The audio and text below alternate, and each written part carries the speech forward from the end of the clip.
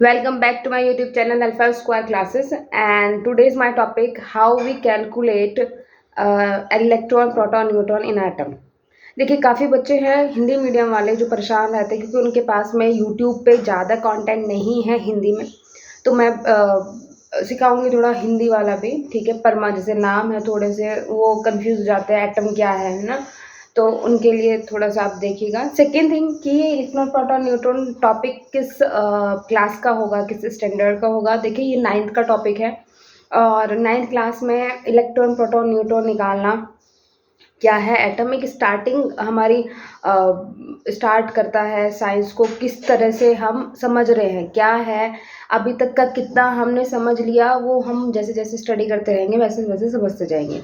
अभी फ़िलहाल केवल इतना है कि हमें पता तो हो हम स्टार्ट कहाँ से कर रहे हैं।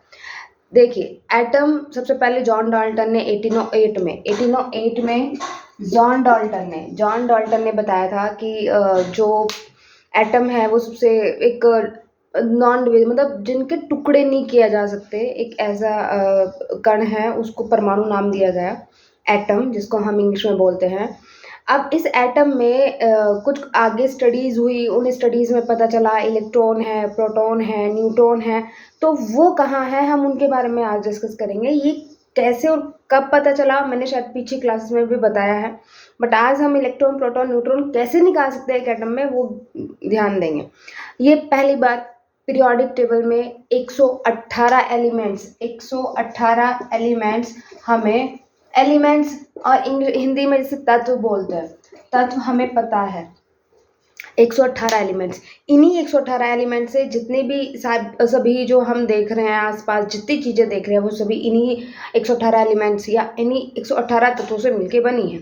अगर हमें 20 तक नहीं 30 तक हम एटलीस्ट याद हो, ठीक है, 20 तो याद हो ही, हमारे पीरियोडिक टेबल में एटॉमिक नंबर के अकॉर्डिंग जो हमारे एलिमेंट्स हैं वो याद होने चाहिए, ठीक है। जैसे कि मेरे पास में अगर मैं बात करूँ इतने 118 एलिमेंट्स हैं तो मैं थोड़े से 10 तक के लिख देती हूँ ताकि हमें पता चले इनमें से कैसे हम इलेक्ट्रॉन प्रोटॉन न्यूट्रॉन निकाल रहे हैं।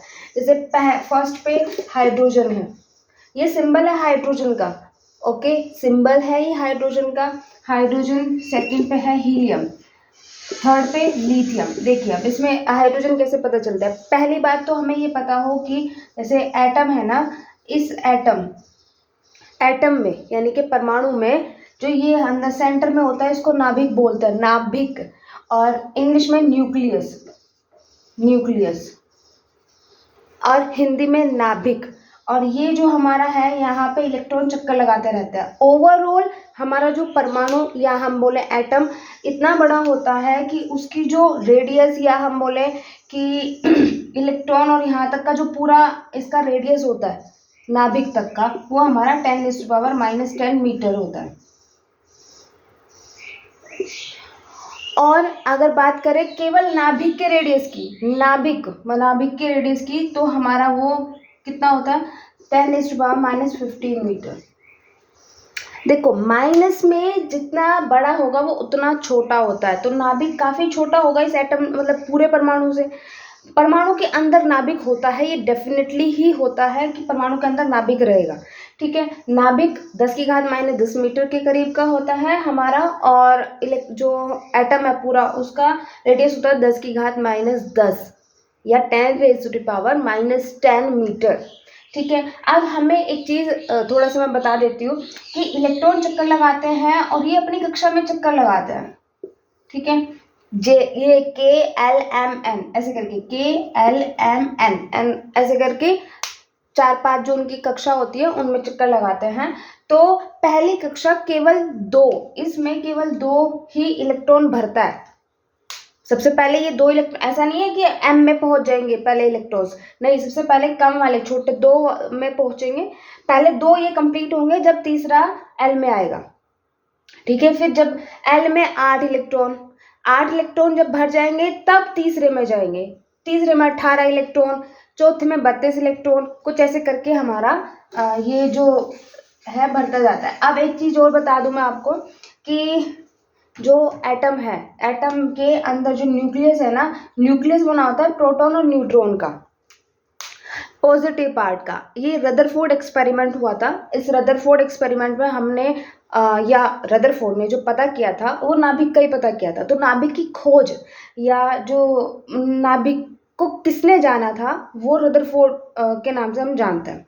रदरफोर्ड ने एक एक्सपेरिमेंट किया था जिसको हम अल्फा स्केटिंग एक्सपेरिमेंट या प्रकीर्णन कुछ ऐसे करके है, अल्फा प्रकीर्णन प्रयोग के नाम से जाना जाता है। ठीक है, यह रदरफोर्ड प्रयोग भी हम समझते हैं। उसमें उन्होंने बताया था कि एक सोने की पतली पन्नी ली, उसमें हमने अल्फा किरणें डाली। अल्फा किरणों से पता चला कि कुछ तो है जो बिल्कुल टकरा के वापस आ रहा है।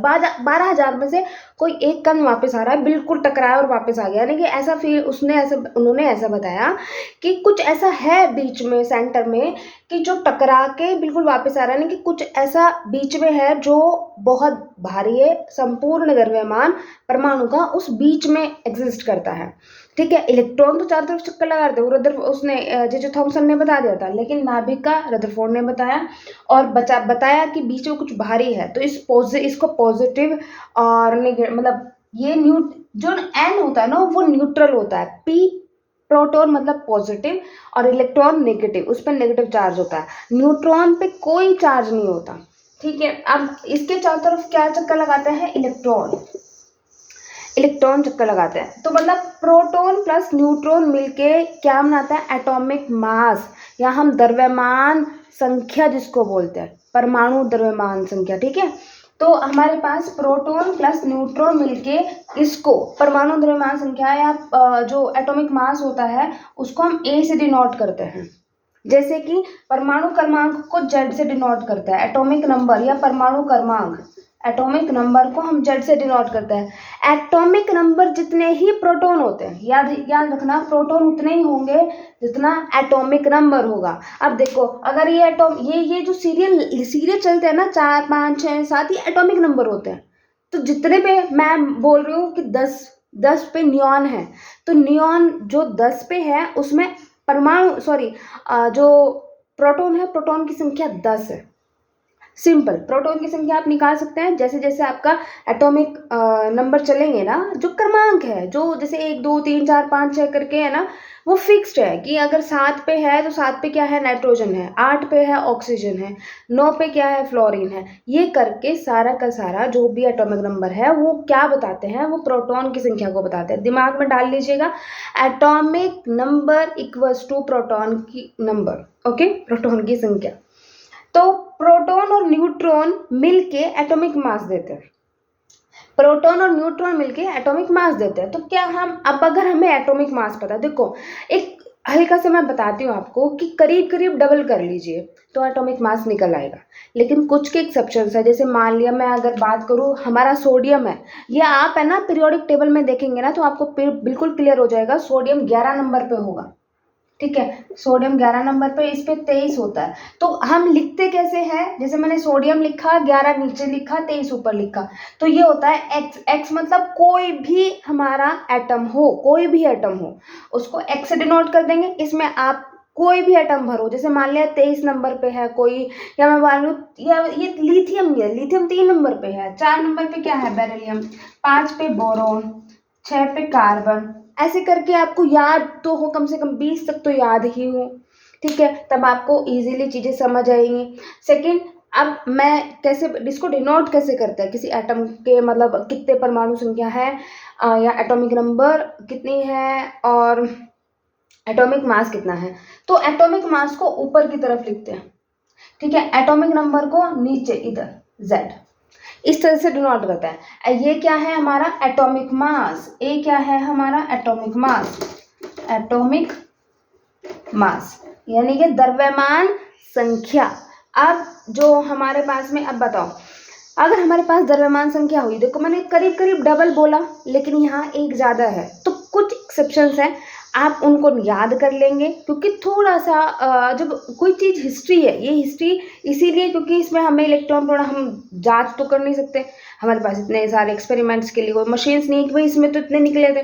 तो हम क्या करते हैं, ये जो जो पुराने हमारे जितने भी साइंटिस्ट रहे हैं या जो हमारे पूर्वज हैं, उनकी जो मेहनत है वो हमारे सामने है, हम उनसे आगे कर सकते हैं, ये इतना हमें पता है। तो हमें पता करने के लिए कुछ चीज़ें मेमोराइज करनी पड़ेंगी, ठीक है। तो 11 सोडियम 23, इसका 23 एटॉमिक मास है।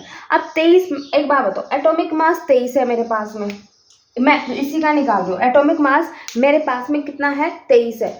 अब एक बात बताओ, इसमें इलेक्ट्रॉन प्रोटॉन निकालेंगे हम कितने हैं। देखो एटॉमिक, इसमें अब बताओ प्रोटॉन की संख्या कितनी है, क्योंकि ये 11 पे है तो कितने हैं इसमें प्रोटॉन, 11। समझ आया। अब इसमें न्यूट्रॉन कैसे निकालेंगे, जब हमें पता है proton plus neutron atomic mass के बराबर होता है। एटॉमिक मास हमें पता है, प्रोटॉन की संख्या हमें 11 पता है।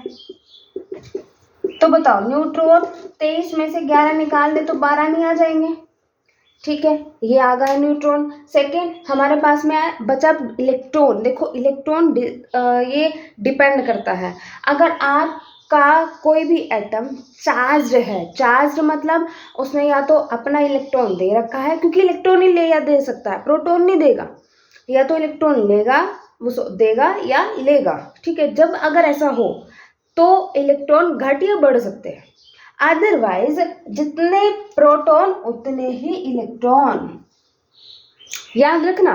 देखो अब पता कैसे चले कि इलेक्ट्रॉन दे दिया इसने, अगर मैं कोई सोडियम के ऊपर ऐसे करके ऐसे कर दें, प्लस साइन, मतलब कि ये एक तरीके से हिंदी में अगर बात करूँ धनवान हो गया, मतलब रिच है। पॉजिटिव अगर कोई है तो वो मतलब रिच है ना, तो उसने दिया है, वो देने लायक है, देने वाला है। तो इसने एक, यहाँ पे केवल एक है तो एक इलेक्ट्रॉन उसने दे दिया। तो अब बताओ जब सोडियम पे प्रोटॉन की संख्या 11 थी, एक इलेक्ट्रॉन उसने दे दिया, तो कितने इलेक्ट्रॉन बचे होंगे यहाँ इस वाले में, तो इलेक्ट्रॉन बचे होंगे 10। कितने बचे होंगे, 10। एक इलेक्ट्रॉन उसने दे दिया, ये बात ध्यान रखना, एक इलेक्ट्रॉन दिया तो 10। अगर बाई चांस मान ली, देखो सोडियम ऐसा नहीं करता कि ले ले, क्योंकि ये भी मैं कारण, देखो लंबी वीडियो हो जाएगी, ये बहुत बड़ा चैप्टर है और थोड़ा समझने वाला बहुत अच्छा है, अगर इनकी प्रैक्टिस करें काफ़ी अच्छा रहता है। मैंने अभी इतना जितना बताया है आप एक बार ट्राई करके देखना। 20s जितने भी 20s है ना, 20 एटॉमिक मास या एटॉमिक नंबर जितने भी 20 के हैं उनको 1 2 3 4 5 सारा एक एक करके ट्राई करना। जैसे हाइड्रोजन, आप देखो हाइड्रोजन में एक इलेक्ट्रॉन प्रोटॉन न्यूट्रॉन हमें एक साथ नहीं, मैं 4 5 का निकाल के दिखा देती हूँ, तो हम नेक्स्ट मूव करेंगे आगे। आई होप कि आपको समझ आ रहा है पूरा का पूरा। मैं एक टेबल टाइप बना लेती हूँ जिसमें इलेक्ट्रॉन निकालने हैं, प्रोटॉन निकालने हैं, न्यूट्रॉन निकालने हैं।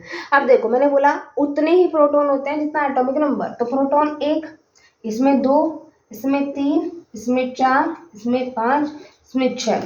यहाँ से कोई चार्ज नहीं है, यहाँ जब चार्ज नहीं है तो जितने प्रोटॉन उतने ही इलेक्ट्रॉन, तो 1 2 3 4 5 6। यहाँ न्यूट्रॉन की संख्या कैसे निकलेगी, अगर हमारे पास एटॉमिक मास होगा, एटॉमिक मास कैसे पता चलेगा कि करीब करीब डबल कर दो और डबल में से प्रोटॉन की संख्या निकाल दो, क्योंकि तभी हमारे पास में न्यूट्रॉन की संख्या आएगी, क्योंकि प्रोटॉन प्लस न्यूट्रॉन मिलके एटॉमिक मास बनाते हैं। तो हमारे पास में क्या आया, अगर मैं न्यूट्रॉन की संख्या निकालूंगी तो यहाँ पे 0 न्यूट्रॉन आए, एक भी न्यूट्रॉन नहीं है, क्योंकि अगर मैं प्रोटॉन में से कितनी, एक, देखो इसका डबल तो यहाँ पे डबल नहीं होगा, इसका एटॉमिक मास क्या होता है, एक ही होता है, याद रखना। हाइड्रोजन मैंने अभी बताया कुछ एक्सेप्शंस भी होता है, जैसे इसका है 2 दूनी 4 होता है। अब 4 में से 2 निकल गए तो 2 आएगा इसका न्यूट्रॉन। अब 3 दूनी 6 है तो 6 में से 3 निकल गए 3 आ गए। 4 दूनी 8 में से 4 निकल गए तो 4 आ गए, करीब करीब सेम सही है, मैंने डबल का बताया। लेकिन कुछ एक्सेप्शंस होते हैं, उन एक्सेप्शंस का ध्यान रखते हुए हम तब माइनस करेंगे। ओके, तो इलेक्ट्रॉन प्रोटॉन न्यूट्रॉन अभी के लिए शायद समझ आया होगा आपको। समझ आया तो लाइक एंड सब्सक्राइब ज़रूर करना, आगे की वीडियोस मैं कंटिन्यू देती रहूँगी। Thank you, bye bye.